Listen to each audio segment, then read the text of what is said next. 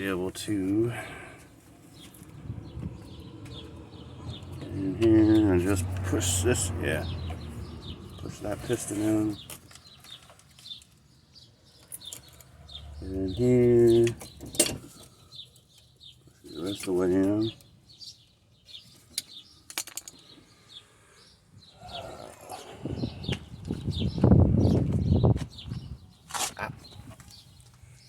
Turn.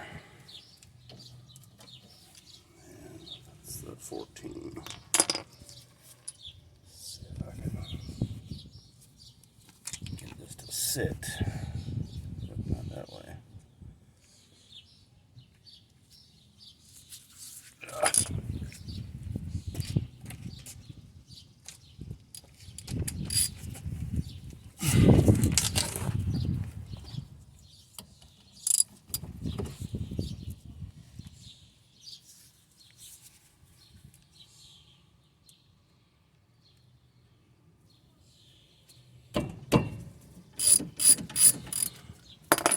I like to just take this bottom mold out and just not even mess with the top one.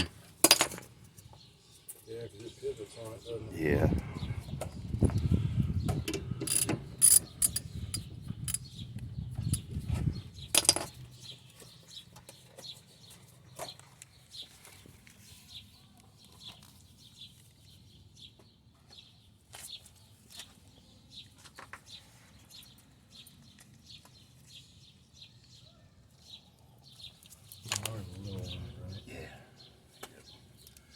Yeah, they're just little bitty guys. They make a lot of noise when they get wild. Mm-hmm.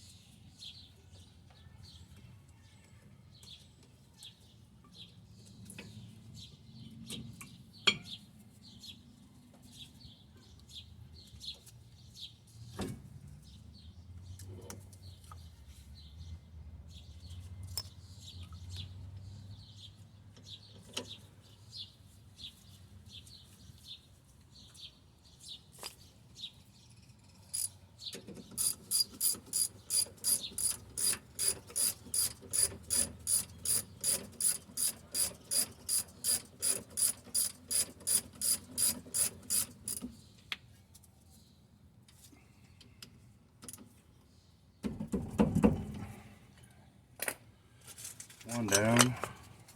Go back in.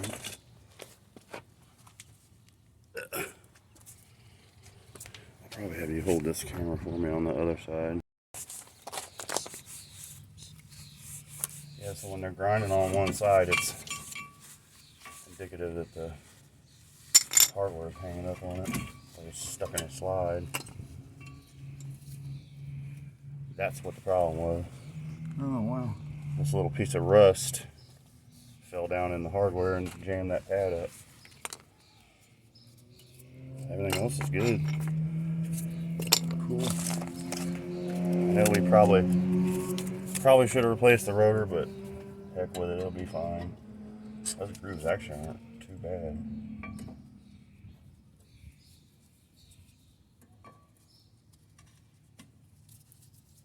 There's actually still lube and everything.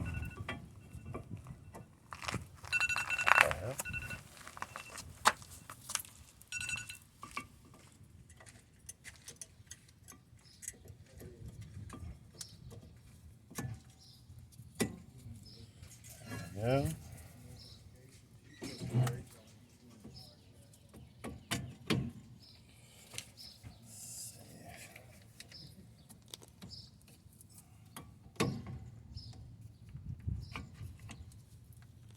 I didn't quite get that one on the hand.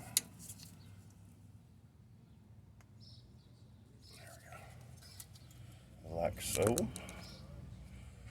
Bolt in, make sure it's lubed. These got plenty of lube on them. Just that piece of brake, it was a piece of brake lining, got wedged in there and held that side on like you're just driving around with your foot on the brake.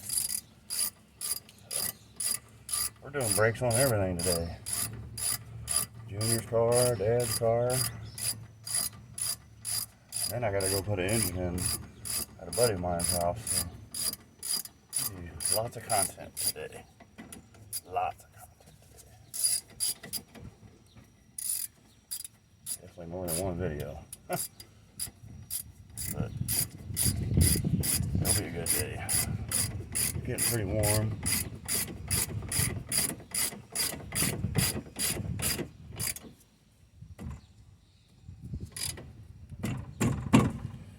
I don't know if you noticed, I only took, let me get this down.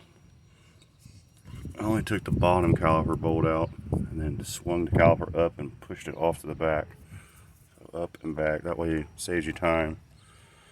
Especially when you're working on flat rate like I used to. So there you go. Rear brakes on an old, I think it's a 2000 Grand Prix.